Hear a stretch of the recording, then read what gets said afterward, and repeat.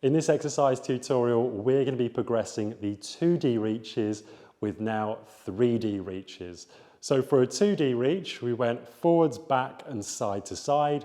With a 3D reach, we're going to be further challenging your single leg ankle stability by doing forwards, back, side to side and diagonal and diagonal. So what this is going to look like, and this is the easy version, okay? I'm going to keep both legs completely straight. It's going to be forwards, back, side to side, and then diagonal, diagonal.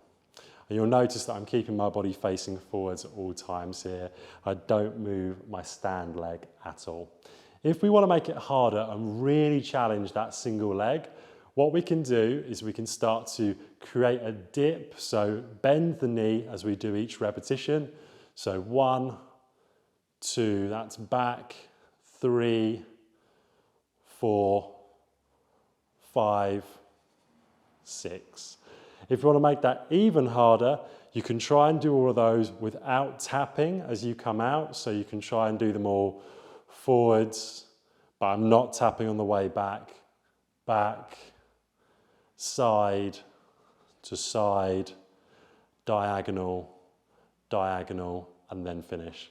And that is how to do 3D reaches, and repeat for your desired amount of sets and repetitions.